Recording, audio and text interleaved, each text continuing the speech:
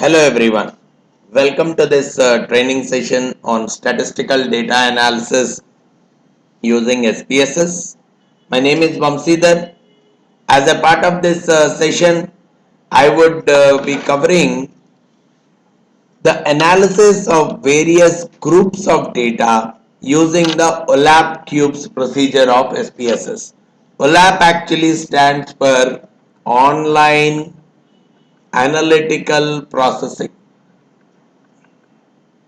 Basically, the major intention of this is to have a quick look at the key characteristics of the various groups of data.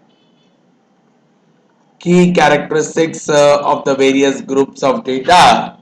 So summary, it's again a summarizing kind of a procedure, reporting kind of a procedure itself, wherein I can quickly observe the various calculations across the various groups of data, so that a quick key characteristics understanding can happen across the various groups. So just to quickly look at this process, it is primarily used for obtaining the summary statistics for the scale variables. So probably it's again a kind of a summarizing, not just on one variable. Probably for a good combination of the scale variables, I can summarize broken down by one or more grouping variables which are necessarily to be categorical variables itself. So it gives a multi-dimensional analysis. Multi-dimensional, not analysis, probably I call it as multi-dimensional summarization. It gives me a multi-dimensional summarization.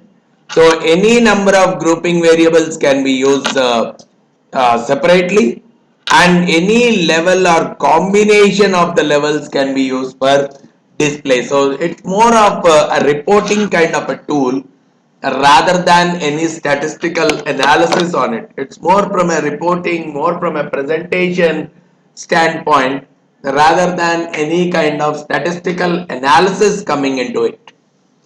So you can group all the variables. We'll even talk about the usage of pivot table, so that we can get the report of our liking by creating a pivot table here.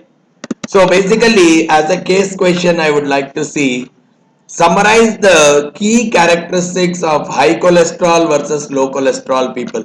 So I would like to see in terms of age, or in terms of height, in terms of weight, or in terms of blood pressure, any of the other things.